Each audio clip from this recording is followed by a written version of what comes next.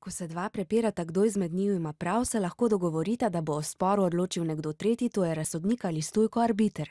Slovenija in Hrvaška sta se tako leta 2009 dogovorili, da bo v njunem sporu glede meje med državama v Piranskem zalivu odločilo arbitražno sodišče v Hagu, ki je sestavljeno iz 5 arbitrov ali razsodnikov.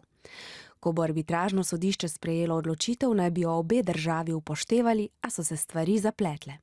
Lansko poletje je neki hrvaški časopis na svoji spletni strani objavil zvočne posnetke telefonskih pogovorov med slovenskim članom arbitražnega sodišča in članico ekipe, ki v razsojenju o meji zagovarja slovenska stališča.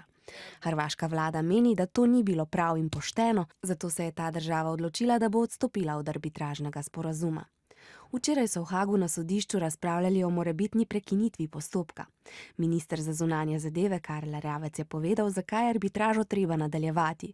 Iz Hrvaške pa se razprave ni udeležil nihče, saj menijo, da arbitražni postopek ni potekal pošteno, zato pričakujejo, da bo prekinjen. O tej odločitvi so seznanili tudi države članice Združenih narodov.